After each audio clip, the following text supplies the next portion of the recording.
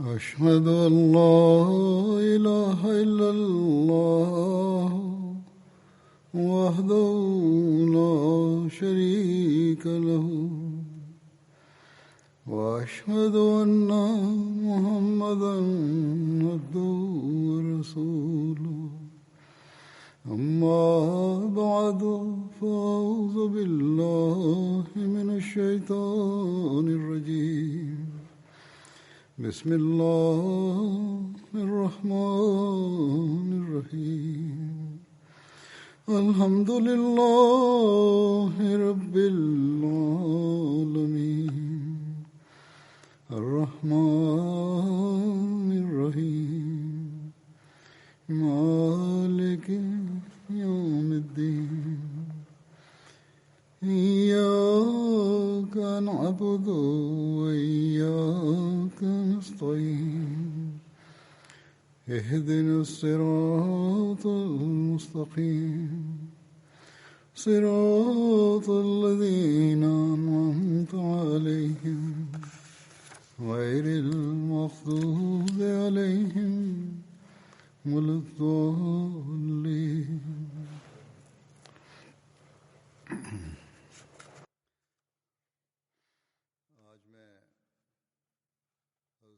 Na het reciteren van het tashahhud, ta'awuz en surat al-Fatiha verklaarde Hazrat Khalifatul Masih V, Ayyadahullah Ta'ala bin Nasr al-Aziz: vandaag zal ik spreken over Hazrat Umar bin Khattab radiyallahu ta'ala anhu. Hazrat Umar behoorde tot de stam van Banu Adi bin Ka'b bin Luay.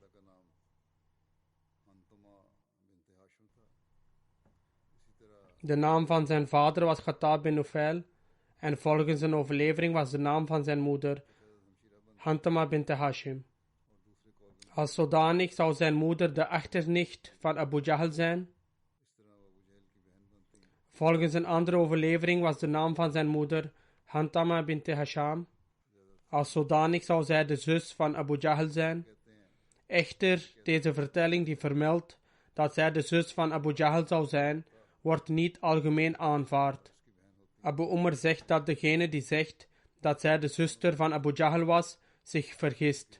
Als dit juist was, zou zij zowel de zuster van Abu Jahl als van Haris zijn geweest.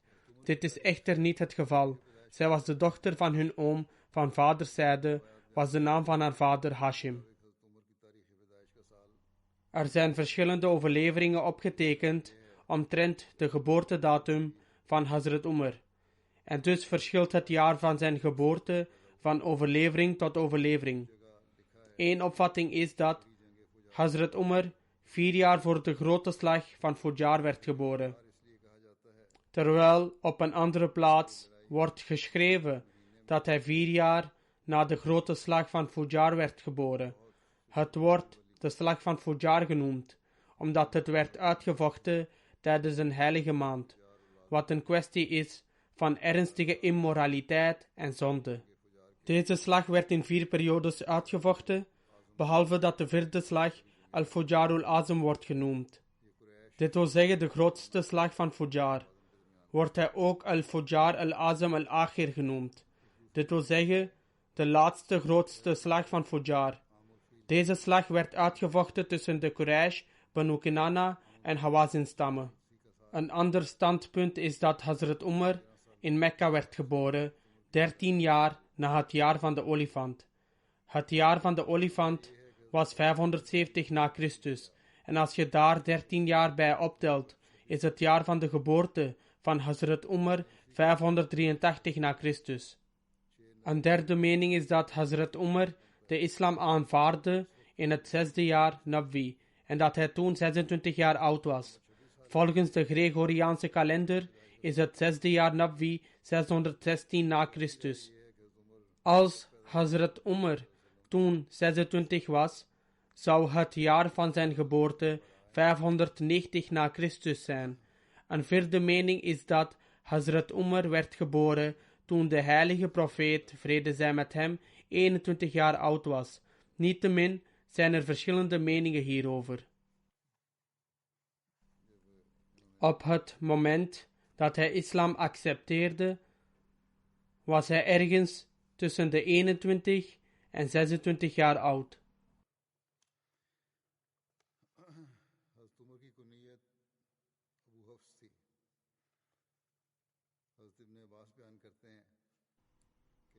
De titel van Hazrat Umar was Abu Hafs.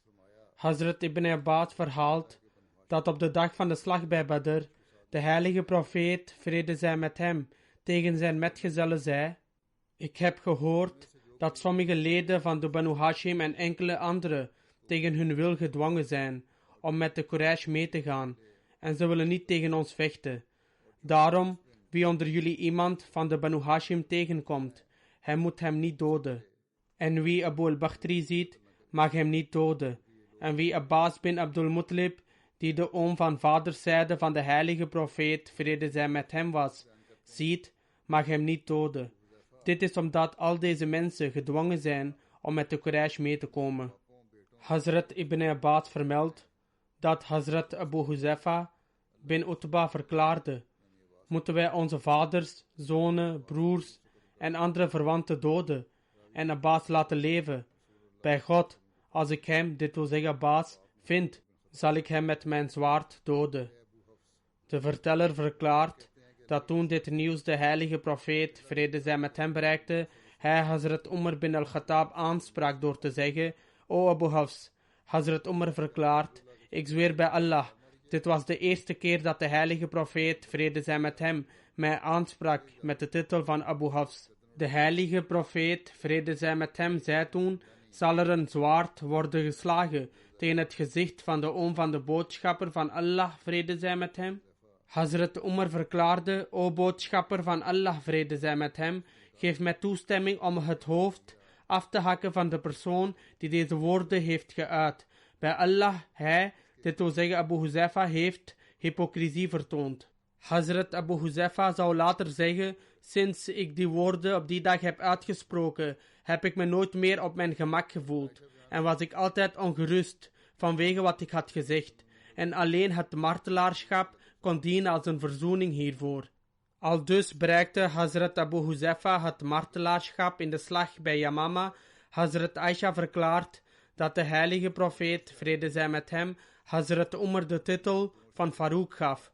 We vinden een overlevering over de context hiervan, waarin Hazrat Ibn Abbas vertelt: ik vroeg aan Hazrat Umar hoe hij de titel van Farouk kreeg.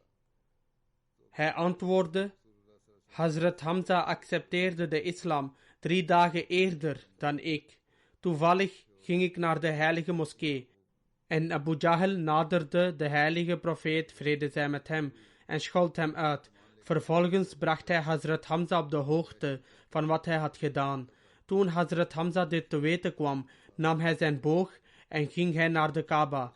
Hij stond voor de bijeenkomst van de Quraysh, waarin Abu Jahl zat. Hij leunde op zijn boog en staarde naar Abu Jahl. Ongenoegen voelend van Hazrat Hamza's gezicht, zei Abu Jahl: O Abu Amara, dit was de titel van Hazrat Hamza.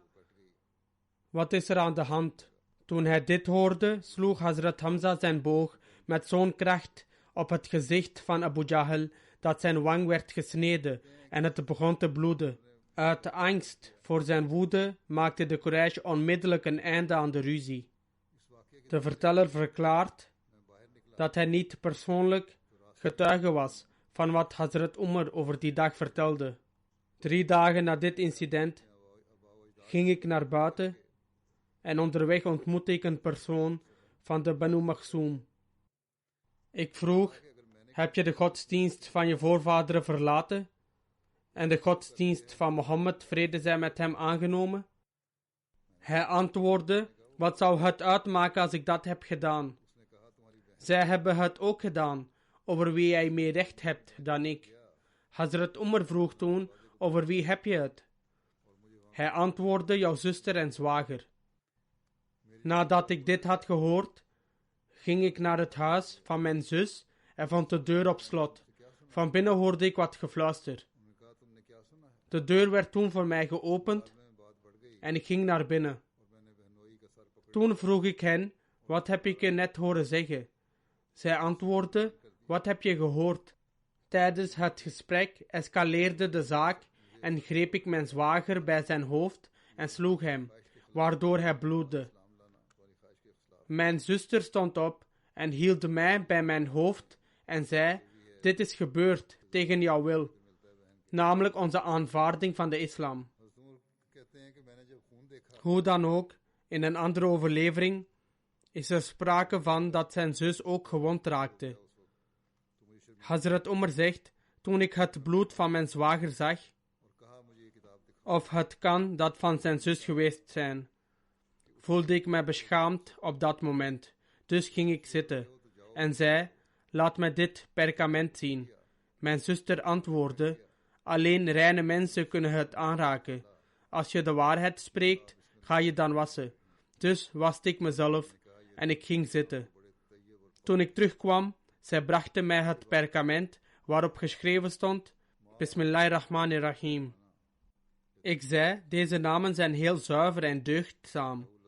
Toen stond er geschreven, Taha, ma anzalna alayka al-Qur'ana litashqa, tot lahul asma'ul husna. Dit waren de verzen 2 tot en met 9 van Surat Taha. Ik ontwikkelde een grote mate van respect in mijn hart voor deze woorden. Ik zei toen, de Quraysh vluchtte hiervoor, maar ik heb de islam aanvaard. En vroeg, waar is de heilige profeet, vrede zij met hem? Mijn zuster antwoordde, hij is in Dar-e-Arqam. Ik kwam daar aan en klopte op de deur. De metgezellen verzamelden zich. Hazrat Hamza vroeg hen, wat is er aan de hand met jullie mensen? Zij antwoordden, Umar. Hazrat Hamza zei toen, zelfs als het Umar is, open dan de deur voor hem, als hij buiten staat. Als hij met goede bedoeling is gekomen, zullen we hem accepteren. Maar als hij met slechte bedoeling is gekomen, zullen we hem doden. De heilige profeet, vrede zij met hem, hoorde dit ook. Hij ging naar buiten, waarna Hazrat Umar de geloofsverklaring reciteerde. Waarop alle daar aanwezige metgezellen uitriepen, Allahu Akbar. Wat door alle mensen van Mekka werd gehoord. Hazrat Umar vervolgt, ik vroeg toen, o boodschapper van Allah, vrede zij met hem, zijn we niet op de waarheid? De heilige profeet, vrede zij met hem, antwoordde, inderdaad. Ik vroeg toen, waarom houden we dan onze godsdienst verborgen? Daarna vormden we 2 rijen en gingen we op weg. Ik was in een van de rijen en Hazrat Hamza was in de andere. Totdat wij Masjid al-Haram bereikten en deze binnengingen, toen de Quraysh mij en Hazrat Hamza zagen, werden ze overmand door verdriet en pijn, zoals ze nog nooit eerder hadden gevoeld. Aldus gaf de heilige profeet, vrede zij met hem, mij op die dag de naam Farouk, omdat de islam versterkt werd en waarheid en leugens van elkaar werden onderscheiden. Ayyub bin Musa vertelt, de heilige profeet, vrede zij met hem, verklaarde, ongetwijfeld heeft Allah de Almachtige de waarheid in de woorden en het hart van Hazrat Umar geplaatst. En hij is de Farouk, want Allah de Almachtige heeft door hem onderscheid gemaakt tussen waarheid en valsheid. Hazrat Umar was lang en had een sterk postuur. Hij had geen haar op de voorkant van zijn hoofd. Hij had een roodachtige huidskleur en zijn snor was dik, waarvan de uiteinden een roodachtige tint hadden, en zijn wangen waren slank. Met betrekking tot het tijdverdrijf van Hazrat Umar tijdens het tijdperk van onwetendheid wordt vermeld dat paardrijden en worstelen tot zijn favoriete hobby's behoorden. Hazrat Umar won bijna elk jaar in de worstelcompetitie tijdens het jaarlijkse Uqas-festival. Tijdens zijn jeugd liet hij de kamelen van zijn vader grazen, zoals gebruikelijk was onder de Arabieren. Voor de komst van de islam was het leren lezen en schrijven niet gebruikelijk onder de Arabieren. Bij de komst van de heilige profeet, vrede zij met hem, konden slechts 17 mensen onder de Quraysh lezen en schrijven. Hazrat Umar had leren lezen en schrijven in die tijd. Hazrat Umar behoorde tot de edelen van de Quraysh. Voor de islam was hij de aangewezen gezant van de Quraysh. Het was de gewoonte van de Quraysh dat wanneer er vetes tussen hen of met anderen waren, ze Hazrat Umar als hun vertegenwoordiger zouden sturen.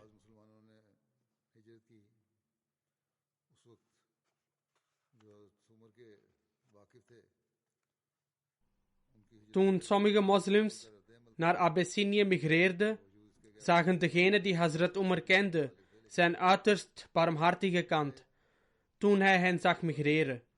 Ondanks het feit dat hij de islam nog niet had aanvaard en ondanks zijn sterk karakter. In verband hiermee vertelt Hazrat Abdullah bint Abu Hasma: bij Allah, toen wij naar Abyssinië vertrokken en mijn echtgenoot Amir bin Rabi'a was vertrokken vanwege een of ander werk van hem, op dat moment kwam Hazrat Umar bin al-Khattab naast mij staan. Hij was in die tijd nog een afgodendienaar.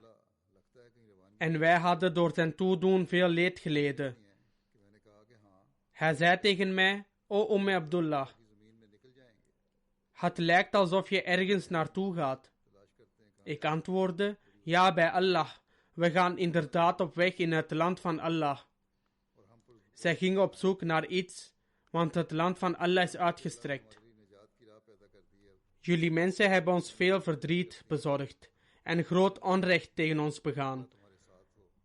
Tot het punt waarop Allah de Almachtige ons een weg verleende om onszelf te redden. Hazrat Abdullah vertelt vervolgens: hij zei toen: moge Allah met je zijn. Nooit eerder was ik getuige geweest van de emotie die Hazrat Umar had overmand. Daarna vertrok hij. Ik voelde alsof ons vertrek hem verdrietig had gemaakt. Hazrat Abdullah verklaart vervolgens: toen Amir bin Rabi'a terugkeerde van zijn werk, zei ik tegen hem: O Abdullah, als je maar getuige was geweest van de toestand van Umar en zijn medeleven en droefheid omwille van ons. Amir bin Rabi'a antwoordde: heb je hoop op zijn bekering tot de islam? Ze moet door dit voorval getroffen zijn en gedacht hebben dat hij de islam zou accepteren. Ik antwoordde bevestigend. Daarop zei Amir bin Rabi'a: hij zal de islam nooit accepteren. Het maakt niet uit wat je van hem hebt gezien. Khattab's ezel zal de islam eerder accepteren dan hij. Hazrat Abdullah zegt: Amir bin Rabi'a had dit gezegd uit wanhoop, nadat hij getuige was geweest van Hazrat Umar's wreedheid en strengheid jegens de islam, en dacht: hoe kan zo'n felle tegenstander de islam accepteren? Bij het vermelden van dit incident en in relatie tot Hazrat Umar's felle oppositie tegen de islam, heeft Hazrat Muslim Maud radhiyallahu ta'ala anhu dit incident in zijn eigen stijl verteld. Hij bezat echter ook een spirituele vermogen, dit wil zeggen, ondanks zijn strenge humeur en zijn leed jegens de heilige profeet, vrede zij met hem, en zijn metgezellen, bezat hij nog steeds vriendelijkheid en medeleven. Toen de eerste migratie naar Abyssinië plaatsvond, hadden de moslims zich voorbereid om voor het Fajr-gebed uit Mekka te vertrekken, opdat de afgodendienaren hen niet zouden ophouden en lastigvallen.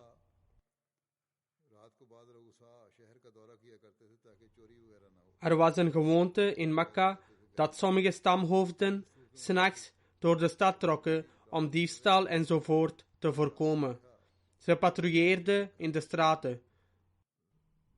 In overeenstemming met deze gewoonte liep Hazrat Umar 's nachts rond toen hij wat huishoudelijke bagage op een plaats zag vastgebonden. Hij ging naar voren en daar stond een vrouwelijke metgezel bij de bagage. De echtgenoot van deze metgezel was misschien een familielid van Hazrat Umar en daarom sprak hij de vrouwelijke metgezel aan met de woorden: O dame, wat is dit allemaal? Het lijkt me alsof je op het punt staat aan een lange reis te beginnen. Haar echtgenoot was op dat ogenblik niet aanwezig. Was hij er wel geweest nadat hij dit van Hazrat Umar had gehoord en vanwege de vervolgingen van de afgodendienaren van Mekka had hij misschien een excuus kunnen verzinnen over of ze gingen of niet, of dat het misschien een korte reis was, of dat de plaats waar ze naartoe gingen dichtbij was. Hazrat Muslim Maud verklaart: deze vrouw dacht niet op deze manier. Deze gedachte kwam niet in haar op, of als het wel zo was, koos ze ervoor om de waarheid te spreken. Deze vrouwelijke metgezel zei: O Umar, we verlaten Mekka. Hij antwoordde: verlaten jullie Mekka? Ze antwoordde: ja, we verlaten Mekka. Hazrat Umar vroeg toen: waarom verlaten jullie Mekka? Waarop ze antwoordde: Umar, we vertrekken omdat jij en je broers niet willen dat we hier blijven en we niet vrij zijn om de ene God hier te aanbidden. Daarom verlaten wij ons vaderland en gaan we naar een ander land. Ondanks dat Hazrat Umar een sterke vijand van de islam was, ondanks het feit dat hij zelf bereid was om moslims te doden, toen hij in de duisternis van de nacht het antwoord van die vrouwelijke metgezel hoorde, dat ze hun thuisland verlieten, omdat hij en zijn bloedverwanten niet wilden dat ze daar bleven, en omdat ze niet in staat waren om vrijelijk de enige God te aanbidden. Hazrat Umar wendde zijn gezicht de andere kant op en zei tegen de vrouwelijke metgezel: goed, ga dan, mogen God je beschermer zijn. Het is duidelijk hieruit dat Hazrat Umar overmand werd door zo'n emotie, dat hij dacht dat als hij zijn gezicht niet de andere kant op had gedraaid, hij zou zijn gaan huilen. Toen kwam de echtgenoot van de vrouwelijke metgezel, omdat hij wist dat Umar een felle tegenstander van de islam was, dacht hij dat hij hen in hun reis zou kunnen hinderen. Hij vroeg aan zijn vrouw waarom hij daar was gekomen. Ze vertelde hem hoe hij kwam en vroeg waar ze naartoe gingen. Hij dacht dat hij misschien onheil zou stichten. Ze stonden op het punt te vertrekken toen hij hen daar zag. Toen, voordat de echtgenoot terugkeerde, of juist voordat hij dichtbij was, vertrok Hazrat Umar vandaar. Of misschien vertrok hij na hem ontmoet te hebben. In ieder geval zei de echtgenoot dat hij misschien wat onheil zou stichten. De vrouwelijke metgezel zei: o zoon van mijn oom. Arabische vrouwen noemden hun echtgenoten in die tijd vaak de zoon van hun oom, van vaderszijde. Jij zegt dat hij misschien wat onheil zou kunnen stichten, maar ik heb het gevoel dat hij op een dag een moslim zal worden. Toen ik namelijk zei: o Umar, we vertrekken omdat jij en je bloedverwanten ons niet toestaan hier in vrijheid de ene God te aanbidden, wendde hij zijn gezicht af en zei: oké, ga, mogen God je beschermer zijn. Er was een trilling in zijn stem en ik geloof dat zijn ogen gevuld waren met tranen. Daarom geloof ik dat hij op een dag een moslim zal worden. De heilige profeet, vrede zij met hem, had ook gebeden voor Hazrat Umar om de boodschap van islam te accepteren. In verband hiermee is er een overlevering. Hazrat Ibn Umar vertelt dat de heilige profeet, vrede zij met hem, verklaarde: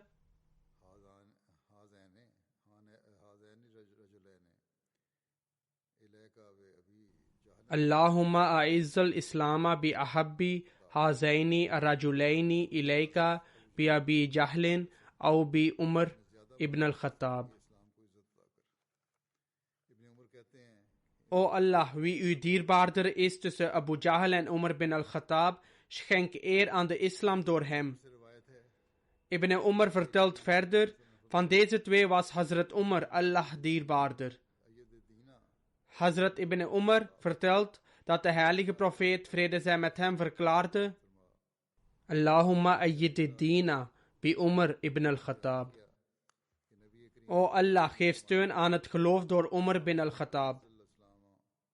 Hazrat Aisha vertelt dat de heilige profeet, vrede zij met hem, verklaarde: Allahumma a'izzal islama bi Umar ibn al-Khattab khasa. O Allah, geef eer aan de islam, vooral door Umar bin al-Khattab.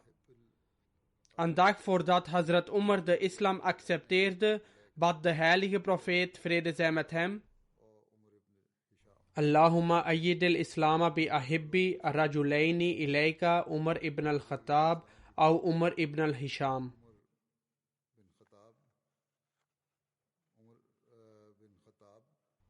O Allah, wie u dierbaarder is tussen deze twee mannen, dat is Umar bin al-Khattab en Amr bin al-Hisham, verleen via hem eer aan de islam.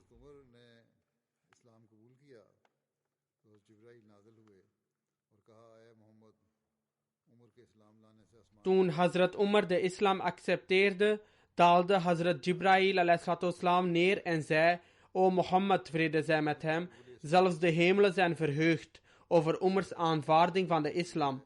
Dit is een overlevering uit Tabqat al-Kubra. Verdere details met betrekking tot Hazrat Umars aanvaarding van de islam zijn als volgt. Hazrat Umar bin al-Khattab accepteerde islam in Zulhijjah 6 Nabwi. Er zijn verschillende verslagen en overleveringen vermeld in de boeken van ahadith en geschiedenis betreffende de factoren die hebben geleid tot zijn aanvaarding van de islam. Een van de overleveringen over zijn aanvaarding van de islam is opgetekend in Sirat al-Halbiya, waarin staat dat Abu Jahl bij een gelegenheid tegen de mensen zei: O mensen van Quraysh, Mohammed, vrede zij met hem, spreekt tegen jullie afgoden en beschouwt jullie verstoken van wijsheid. Bovendien zegt hij dat jullie afgoden de brandstof voor het hellevuur zijn. Daarom kondig ik aan dat wie van jullie Mohammed, vrede zij met hem, doodt, hij een beloning zal ontvangen van 100 rode kamelen en 1000 okia van zilver. 1 okia was destijds gelijk aan 40 dirham.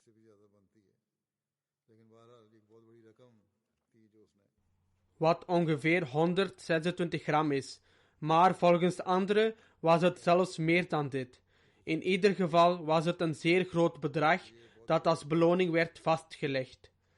1 okia is gelijk aan 126 gram, wat een zeer grote hoeveelheid is, die als beloning was vastgelegd. Volgens een andere overlevering verklaarde hij dat degene die de heilige profeet, vrede zij met hem, zou doden,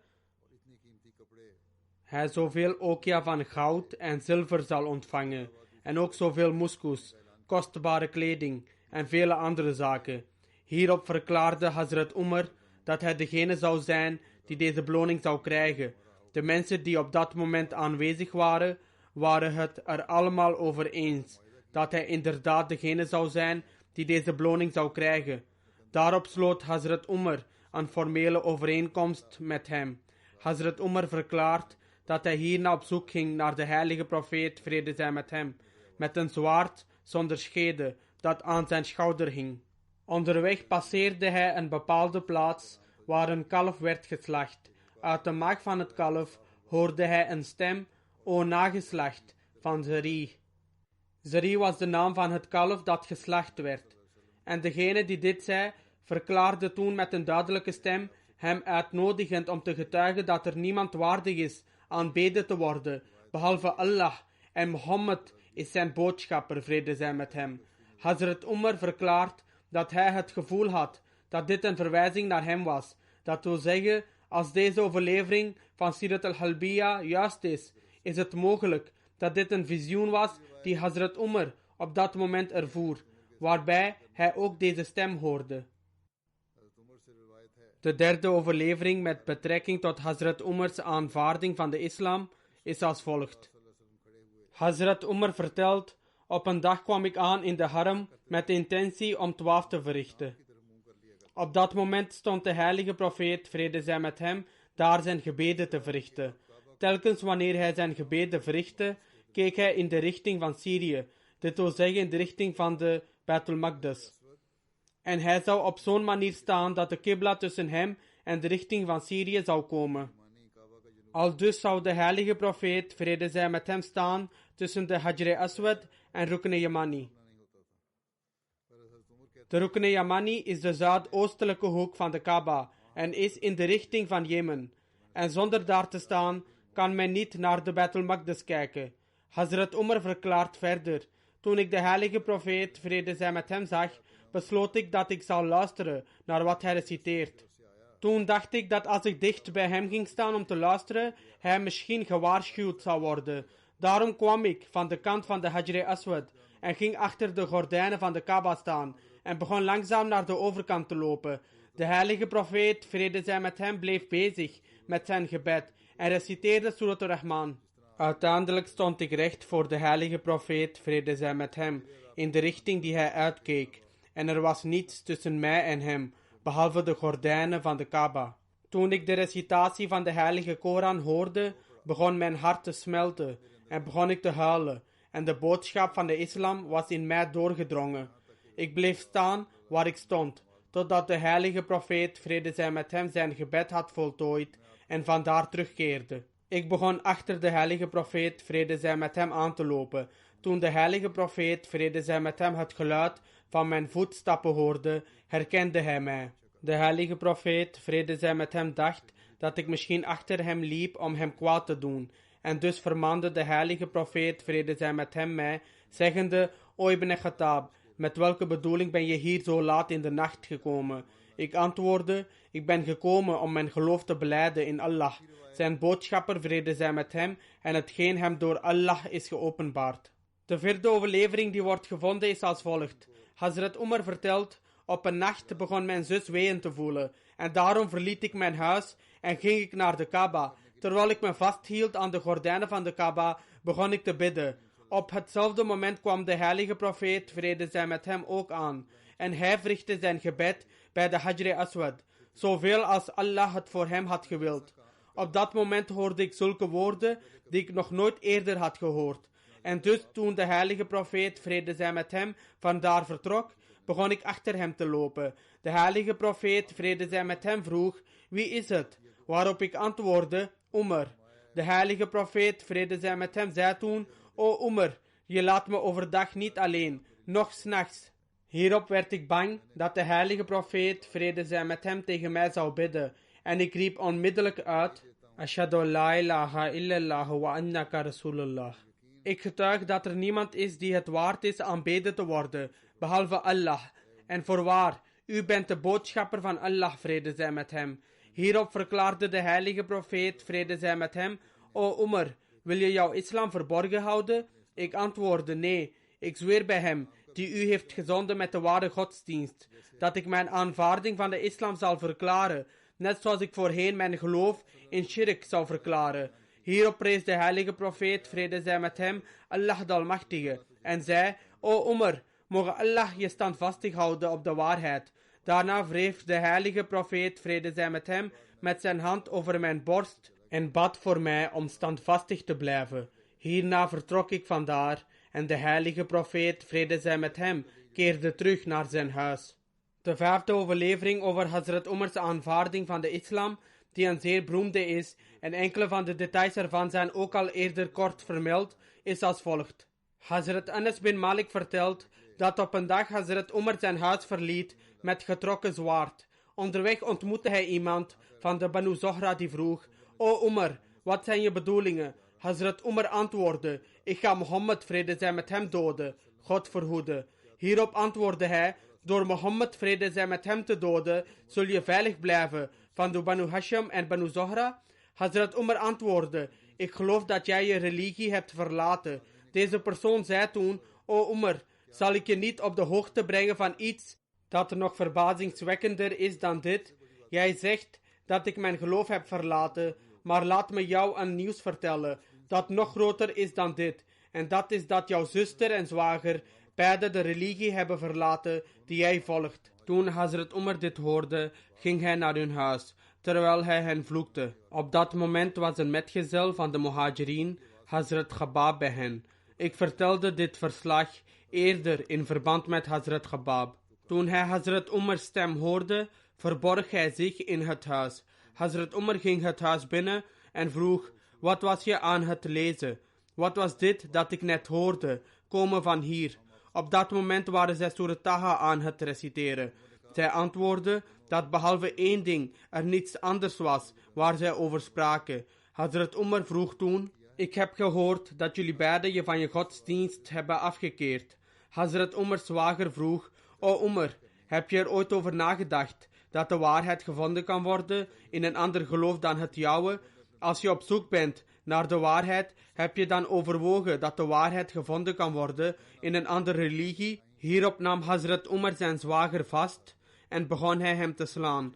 Hazrat Umar's zus probeerde ertussen te komen om haar man te redden. En Hazrat Umar hief ook zijn hand tegen haar op, waardoor bloed uit haar gezicht begon te vloeien. Ze werd zeer boos en zei: O Umar, als de waarheid te vinden is in een ander geloof dan het jouwe, verkondig dan dat er niemand waard is aanbeden te worden, behalve Allah, en Mohammed, vrede zij met hem, is zijn boodschapper. Toen Hazrat Umar niet met een antwoord kon komen, verklaarde hij: geef me het boek dat je bij je hebt, zodat ik het kan lezen. Hazrat Umar wist hoe hij moest lezen. De zus van Hazrat Umar zei: je bent niet rein en niemand kan dit aanraken in een staat van onreinheid. Neem daarom eerst een bad of voer de wassing uit. En zo verrichtte Hazrat Umar de wassing en nam toen het boek vast en begon Surah Taha te lezen. Toen hij bij het vers kwam: Innani anallahu la ilaha illa ana fa'budni wa aqimis salata li zikri. Voorwaar, ik ben Allah, er is geen God behalve ik. Aanbid mij derhalve en verricht het gebed tot mijn gedachtenis. Na het lezen van dit vers zei Hazrat Umar: vertel me waar Mohammed, vrede zij met hem, is. Toen hij dit hoorde, kwam Hazrat Khubab uit het huis en zei: O Umar, laat er blijde tijdingen voor je zijn. Ik wens dat het gebed van de heilige profeet, vrede zij met hem, dat hij op donderdagavond uitsprak, in jouw voordeel mogen worden aanvaard.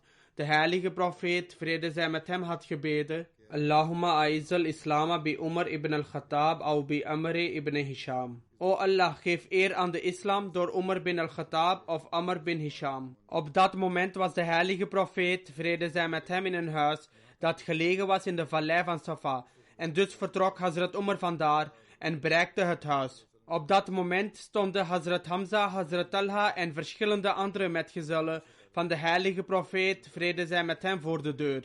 Hazrat Hamza merkte op dat ze bang waren van Hazrat Umar en hij zei: goed, dus dit is Umar. Als Allah hem voor zijn eigen bestwil heeft gebracht, dan zal hij de islam accepteren en de heilige profeet, vrede zij met hem, volgen. Als hij echter met een andere bedoeling is gekomen, dan zal het voor ons gemakkelijk zijn om hem te doden. Op dat moment was de heilige profeet, vrede zij met hem, in het huis en ontving goddelijke openbaring.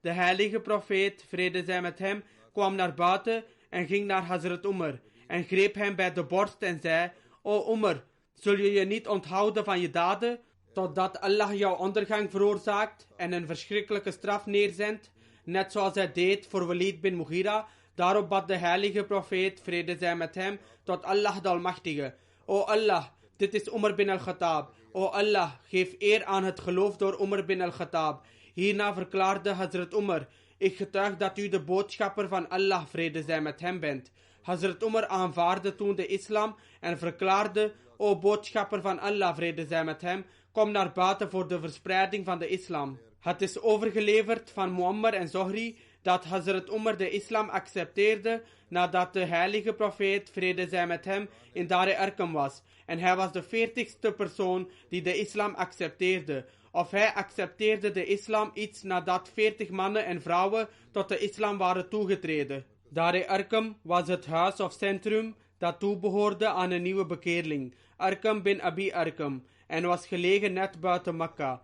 De moslims kwamen hier bijeen en dit werd een centrum voor moslims om te leren over hun geloof en hun aanbiddingen enzovoort. Om deze reden werd het ook bekend als Darul Islam en dit bleef het centrum voor de moslims in Mekka voor 3 jaar. Hier zouden ze aanbidden weg van anderen en ook de heilige profeet, vrede zij met hem, zou bijeenkomsten houden. Toen Hazrat Umar de islam accepteerde, kwamen de moslims vandaar naar buiten. In een overlevering wordt gezegd dat Hazrat Umar de laatste persoon was die de islam in dit centrum accepteerde.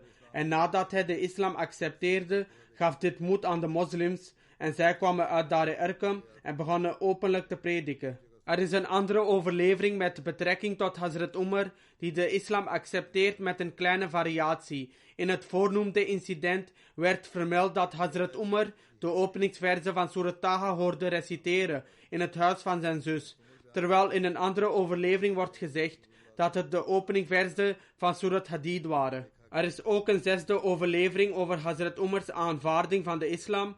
Hazrat Umar verklaart: op een dag voordat ik de islam accepteerde, ging ik op zoek naar de heilige profeet, vrede zij met hem, maar merkte op dat hij de moskee eerder had bereikt dan ik. Ik ging achter hem staan. Hij begon Surat al-Haqqa te reciteren. Toen ik de volgorde en de samenstelling van de heilige Koran hoorde, bleef ik verbaasd achter. En zei ik, bij God, hij is een dichter, net zoals de Quraysh zeggen dat hij is. Hazrat Umar zegt verder, toen ik hieraan dacht, zei de heilige profeet, vrede zij met hem, Innahu la qawlu rasulin kareem, wa ma huwa bi qawli sha'ir, kalilam ma tu'minun.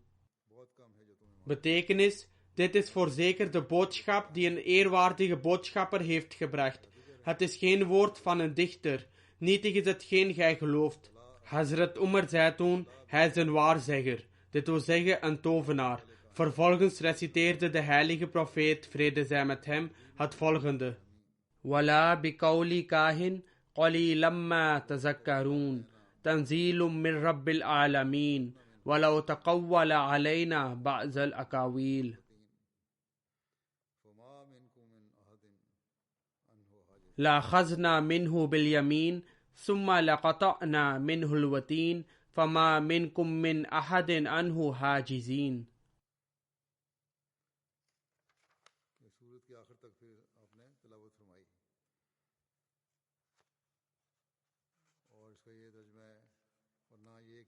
En daarna reciteerde hij tot het einde van het hoofdstuk. De vertaling is als volgt. Nog is het de uiting van een waarzegger, gering is de lering, die gij eruit trekt. Het is een openbaring van de Heer der werelden, en indien hij enige woorden in onze naam had uitgedacht, dan zouden wij hem zeker bij de rechterhand hebben gegrepen, en daarna zijn levensader hebben afgesneden, en geen uwer zou ons van hem hebben kunnen tegenhouden. Hazrat Umar zegt dan, vanaf dat moment was de islam in mijn hart gegrift. Er is een zevende overlevering, wat een vertelling van Bukhari is. Hazrat Abdullah bin Umar verhaalt, telkens als ik Hazrat Umar hoorde zeggen, ik denk dat dit en dat zal gebeuren, dan kwam het uit, precies zoals hij had verklaard. Op een keer toen Hazrat Umar zat, passeerde hem een knappe man. Hazrat Umar zei, als ik mij niet vergis, volgt deze persoon nog steeds de religie van de Jahiliya, of hij was hun waarzegger. Breng deze man naar mij. De man werd naar Hazrat Umar gebracht en op de hoogte gebracht van wat er over hem was gezegd. De man zei, ik heb nog nooit zo'n dag gezien waarop een moslim geconfronteerd werd met zo'n beschuldiging. Deze man accepteerde later de islam. Hazrat Umar zei, ik ben onvermurfbaar dat je mij de waarheid moet vertellen. Hij zei, ik was een waarzegger in de pre-islamitische periode van onwetendheid. Toen zei Hazrat Umar, vertel mij het meest verbazingwekkende dat je vrouwelijke djinn jou heeft verteld. Hij was een waarzegger en tovenaar, en daarom vroeg hij over welke eigenaardige zaak de djinn hem had verteld. Hij zei, op een dag toen ik op de markt was, kwam ze naar me toe en was versteend. Ze zei, heb je de djinn niet gezien en hun staat van wanhoop en angst waarin ze zijn achtergelaten? Het volgen van de kamelen en hun zadels. Hazrat Umar zei, je hebt gelijk, en voegde er toen aan toe, op een dag, terwijl ik in de buurt van hun afgoden lag te slapen, kwam er een man met een kalf en slachtte het. Iemand slaakte een kreet, zoals ik nog nooit eerder had gehoord. Hij riep uit, o overtredende vijand, een zaak van succes. Een welsprekende man verkondigt, la ilaha illallah. Toen ze dit hoorden, vluchtten de mensen. Maar ik zei, ik zal niet vluchten, voordat ik weet wie hierachter zit. Toen klonk de roep opnieuw. O overtredende vijand, een zaak van succes. Een welbespraakt man verkondigt, la ilaha illallah. Niemand heeft het recht aanbeden te worden, behalve Allah. Ik ging toen weg en een paar dagen later werd er gezegd, er is een profeet verschenen. In sommige versies van Bukhari is in plaats van la ilaha illallah de formulering la ilaha illa anta. Dit is een overlevering van Bukhari. Wat betreft de aanvaarding van de islam door Hazrat Umar, zijn er verschillende overleveringen vermeld in de geschiedenisboeken en biografieën. Onder hen is de meest bekende Dit wil zeggen degene die vaak wordt geciteerd, die waarin Hazrat Umar met zijn zwaard op weg ging om de heilige profeet, vrede zij met hem, God verhoede te doden. Maar iemand onderweg informeerde hem om eerst naar zijn zus en zwager te gaan, en toen ging hij naar hun huis. Dit is de overlevering die algemeen wordt aanvaard en op de meeste van deze plaatsen wordt vermeld. Hoewel er verschillende andere overleveringen zijn,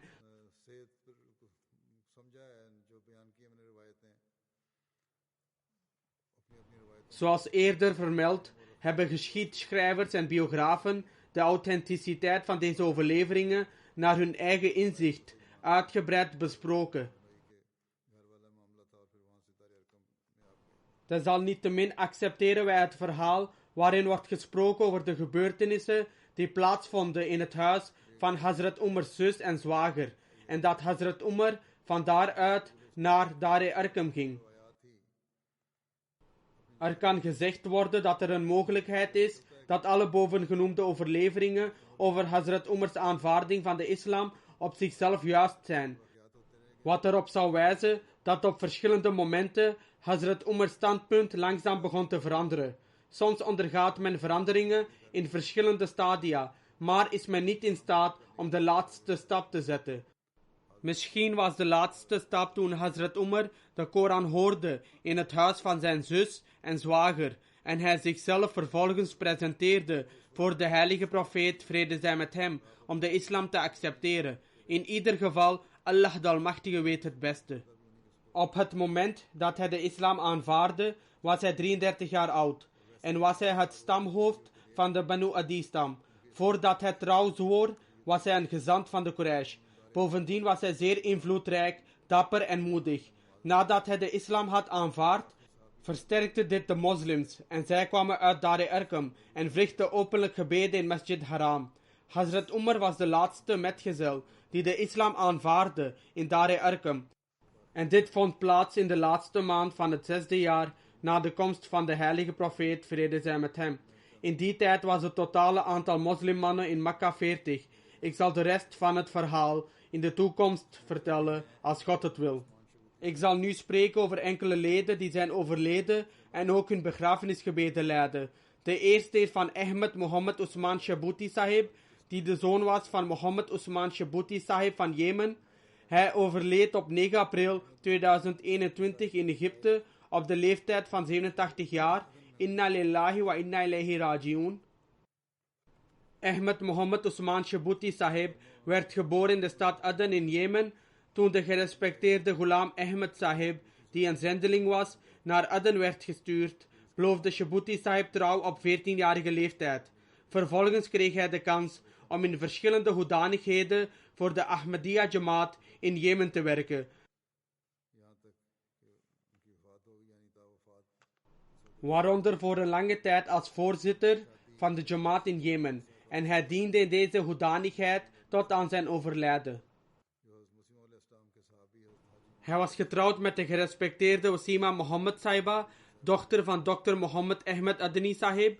Wasima Saiba was de kleindochter van Hazrat Haji Muhammad Deen Sahib Delvi, Raziyallahu Ta'ala Anhu, en Hazrat Hussaina Bibi Saiba, die beide metgezellen waren van de beloofde Messias alayhi wassalam. Shabuti Sahib's nikah vond plaats in Rabwa, maar hij was daar op dat moment niet aanwezig. Hierdoor legde hij een link met het centrum en kreeg hij de gelegenheid om naar Rabwa te reizen. Hij had de eer Hazrat Muslim Maud te ontmoeten naast verschillende oudsten en de metgezellen van de beloofde Messias alayhi wassalam. Shabuti Sahib studeerde aan verschillende universiteiten in Engeland, waar hij verpleegkunde en gezondheidsmanagement studeerde. Hij behaalde een master in gezondheidsadministratie aan de Universiteit van Liverpool. Hij was ongeveer 29 jaar werkzaam in de gezondheidssector in verschillende hoedanigheden, onder meer als decaan van het Centraal Gezondheidsinstituut in Jemen. Naast de landen in het Midden-Oosten was hij tijdelijk adviseur voor verschillende andere landen van de Wereldgezondheidsorganisatie. Hij was onlangs onwel geworden en werd voor behandeling naar Egypte overgebracht, met de bedoeling om naar het Verenigd Koninkrijk te komen. Hij onderging daar een behandeling, maar zijn gezondheid verslechterde en na een paar dagen in het ziekenhuis te hebben doorgebracht, overleed hij op 9 april en ontmoette hij zijn schepper. De overledene was een Musi. Naast zijn vrouw wordt hij overleefd door zijn zoon Mohammed Chabuti, die een arts in Amerika is, 3 dochters en vele kleinzonen en kleindochters. Zijn oudste dochter is in Jemen, een dochter is in Duitsland en Marwa Chabuti Saiba woont hier in het Verenigd Koninkrijk en is werkzaam in MTA Al-Arabiya. Zijn dochter Marwa Chabuti schrijft: het is juist dat het paradijs onder de voeten van moeders ligt, maar mijn vader toonde ons genegenheid, net als die van een moeder. Of het kan gezegd worden dat er geen verschil was tussen de liefde die we van onze moeder en vader ontvingen. Zij schrijft verder: mijn vader was een rechtschapen en vroom persoon die vele kwaliteiten bezat. Hij was uiterst nederig en zachtmoedig, geduldig en waarheidsgetrouw. Hij zou zich om de armen bekommeren en hield van alle mensen en de mensheid in het algemeen. En veel mensen die hem kenden, hebben deze kwaliteiten van hem genoemd. Hij zou zijn werk nauwgezet afmaken, hij was punctueel en zou zijn belofte nakomen. Hij hield zich bezig met de aanbidding en het vrijwillige gebed en lette vooral op het verplichte gebed. Zij zegt ook dat haar beide ouders de gelegenheid hadden om de Hajj in 2002 te verrichten. De interim voorzitter van de Jamaat in Jemen, Khalid Ali As-Sabri Saib, zegt: zelfs op zijn hoge leeftijd was de overledene een ontzagwekkende persoonlijkheid. Hij had een zuiver hart en had altijd een glimlach op zijn gezicht. Hij was vrijgevig en gastvrij. Hij zorgde voor elke Ahmadi als een meelevende vader. Telkens als de Jamaat iets nodig had, gaf hij dat uit eigen zak uit en kocht hij zelf dingen die nuttig waren voor de Jamaat, zoals een printer of een faxapparaat. Hij was zeer welwillend en aardig voor de armen en behoeftigen. Hij gaf overvloedig geld uit aan elke Ahmadi in nood. Hij zorgde ook voor Ahmadi wezen en weduwen. Hij betaalde uit eigen zak huur voor het huis van een familie die door de oorlog was getroffen. Ondanks zijn hoge leeftijd ondernam hij in 2018 de 20 uur lange en moeizame reis van Aden naar Sanaa. Zelfs in een tijd dat de route behoorlijk gevaarlijk was vanwege Saoedische aanvallen en er op verschillende plaatsen controleposten zouden zijn. Ook al was het vanwege zijn hoge leeftijd moeilijk voor hem om te stappen, toch ondernam hij deze reis alleen, maar zodat hij het Eid-gebed kon verrichten, samen met de Jamaat in de Sanaa. De gemeenschapsleden Eid-geschenken kon geven en zich bij hen kon voegen in hun blijdschap. Bij zijn aankomst waren alle leden van de gemeenschap dolgelukkig. De volgende begrafenis is van de gerespecteerde Qureshi Zakaullah Sahib, die als boekhouder werkte op het kantoor van Jalsa Salana. Ook hij overleed op 9 april op de leeftijd van 87 jaar. Inna lillahi wa inna ilayhi raji'un. Ahmadiyyat werd geïntroduceerd in Qureshi Sahib's familie via zijn grootvader van moederszijde en de grootvader van vaderszijde van zijn vrouw, Hazrat Khurshid Ali Sahib, radiyallahu ta'ala anhu.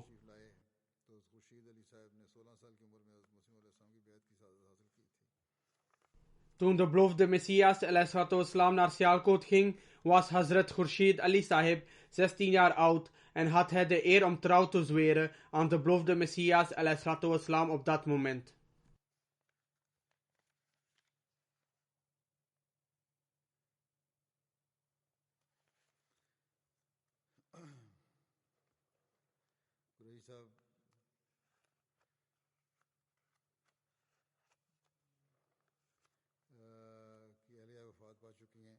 Qureshi Sahib's vrouw is reeds overleden. 5 dochters en een zoon die een Hafiz Koran is. En hier in het Verenigd Koninkrijk woont. De echtgenoot van een van zijn dochters is momenteel werkzaam in het kantoor van de privé-secretaris in Rabwa. Een andere dochter is in Manchester en een dochter is overleden.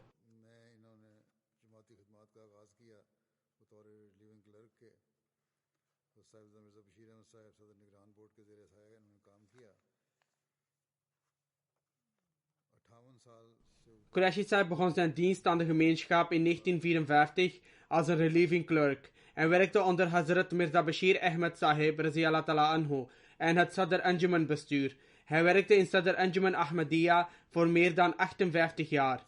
Zijn zoon Hafiz Shamsul Zoha zegt: hij had de gelegenheid om met Hazrat Mirza Bashir Ahmed Sahib te werken en zou zelfs naar zijn huis gaan. Op de allereerste dag dat hij naar zijn huis ging, vroeg Hazrat Mirza Bashir Ahmed Sahib hem om plaats te nemen, waarop hij zei dat hij niet op dezelfde hoogte kon zitten als het nageslacht van de beloofde Messias alayhi wassalam. Hierop zei Hazrat Mia Bashir Ahmed Sahib: Al-Amru Fawq al-Adab. Betekenis: een bevel gaat boven respect en eer. En dus ging hij zitten. Hij had veel respect voor hem. Hij zegt: mijn vader had een rustige aard. En niet alleen was hij regelmatig in het verrichten van de 5 dagelijkse gebeden in de gemeente, maar hij was ook regelmatig in het verrichten van tahajjud gebeden. Hij gaf financiële bijdrage namens de overledenen. Hij zou de ouderen van het gezin in ons huis houden en hen dienen. Sommigen van hen zijn zelfs in ons huis overleden. Hij had grote liefde en loyaliteit voor Khilafat en zorgde ervoor dat zijn kinderen hetzelfde werd bijgebracht. Hij vervolgt met te zeggen: toen ik jong was, nam hij me mee om te bidden. En vaak zei hij onderweg dat als een khalifa een beroep op hem zou doen, hij altijd voorbereid moest blijven. Hij zorgde voor de uitgaven van verschillende arme families.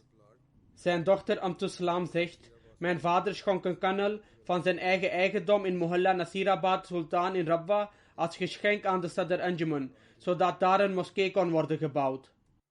Hij las gemiddeld 2 keer per maand de heilige Koran. Hij had 5 dochters en 1 zoon. Hij zorgde er ook voor dat zijn kinderen goed opgevoed werden en zorgde voor hun morele vorming.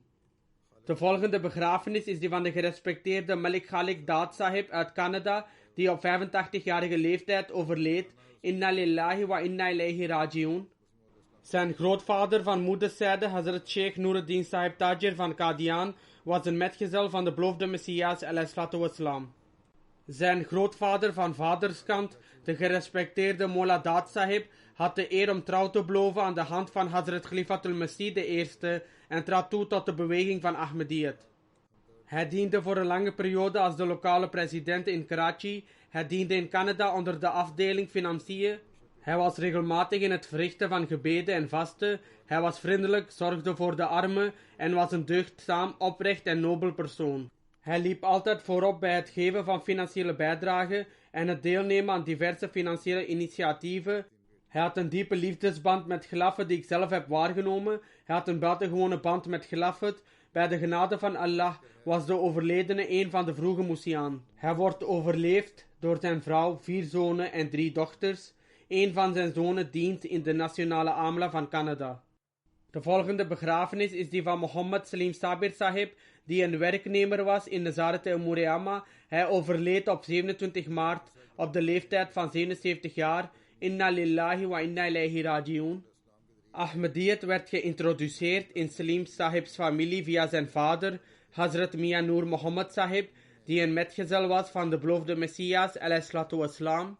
Zijn vader was afkomstig uit een dorp in de buurt van Qadian, genaamd Wanjawa, en ging in 1903 zelf naar Qadian om trouw te zweren aan de beloofde Messias alayhi wassalam. De overledene werd op 19 mei 1962 aangesteld in Sadr Anjuman. Vervolgens werd hij in 1968 overgeplaatst van Diwan naar het kabinet van de privésecretaris, omdat Hazrat Khalifatul Masih III, rahimahullah, hem speciaal had gekozen om in zijn kantoor te werken. Daarna werkte hij als muhtasib in Umur-e-Amma van 1987 tot 2006. De tijd van zijn dienst beslaat ongeveer 59 jaar.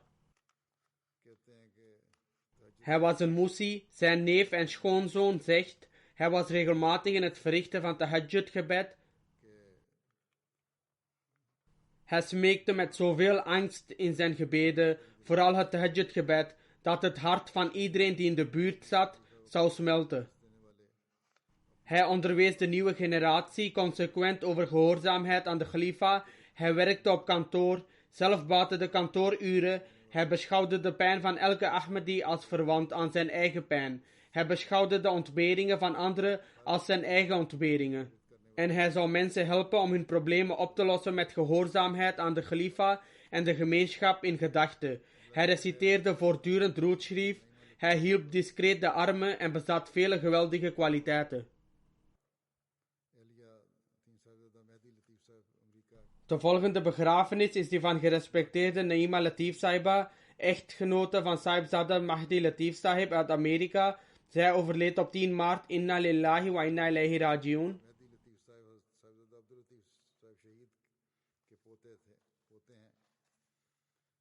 Haar man Sahibzada Mahdi Latif Sahib is de kleinzoon van Hazrat Sahibzada Abdul Latif Sahib Shahid.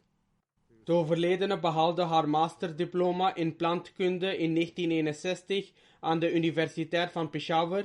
Daarna begon zij met onderzoekswerk op de afdeling plantkunde van het Onderzoeksinstituut van Peshawar en bleef daar tot 1972. In 1970 op initiatief van Hazrat Khalifatul Masih III zette zij zich in voor het Nusrat Jahan-programma. Zij ging samen met haar jongere broer Said Malik Sahib naar Nigeria en bleef daar tot 1975.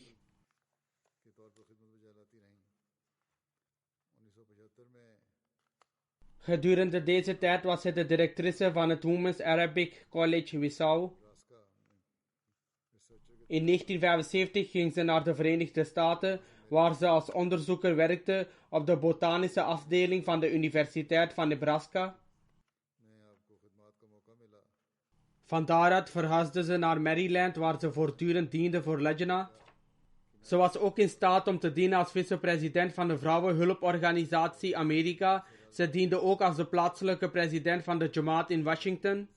Ze was zeer liefdevol en had empathisch voor de pijn en de ontberingen van anderen. Ze was een Musia. Zij wordt overleefd door haar echtgenoot, 4 broers en 2 zussen. Ze had geen kinderen. Een van haar broers is de nationale vicepresident van de Jamaat Amerika en een andere broer werkt in Darul Qaza in Amerika. De volgende begrafenis is die van Safia Begum Sahiba, echtgenote van Mohammed Sharif Sahib uit Canada, die op 11 maart op 80-jarige leeftijd overleed. Inna lillahi wa inna ilaihi raji'un. Ze was de oudste dochter van de gerespecteerde Maulvi Chirag Deen Sahib, de voormalige missionaris van Peshawar. Ze was geruime tijd voorzitter van de Vrouwenhulporganisatie in Wah kantonnement. Haar echtgenoot overleed in 1993 ten gevolge van een ongeval. Na het overlijden van haar man zorgde ze op een uitstekende manier voor de morele opvoeding van haar kinderen. Ze was regelmatig in het bidden en het vasten. Ze verrichtte tahajjud-gebeden en was een zeer geduldige en dankbare vrouw. Ze was zeer sociaal, ze was deugdzaam en meelevend. Ze had wasiya toegezegd tegen het tarief van 1/3. Ze wordt overleefd door 4 dochters en een zoon. Al haar kinderen dienen de Jamaat op de een of de andere manier. Mogen Allah de Almachtige alle overleden leden zijn vergeving en genade schenken en hun rangen verheffen. Alhamdulillah, nahmaduhu wa nasta'inuhu wa nastaghfiruhu wa nu'minu bihi wa natawakkalu alayhi wa na'udhu billahi min shururi anfusina wa min sayyiati a'malina. Man yahdihillahu fala mudilla lahu ومن يضلل فلا هادي له ونشهد أن لا إله إلا الله ونشهد أن محمدا عبده ورسوله عباد الله رحمكم الله إن الله يأمر بالعدل والإحسان وإيتاء ذي القربى وينهى عن الفحشاء والمنكر والبغي يعظكم لعلكم تذكرون اذكروا الله يذكركم وادعوه يستجب لكم ولذكر الله أكبر.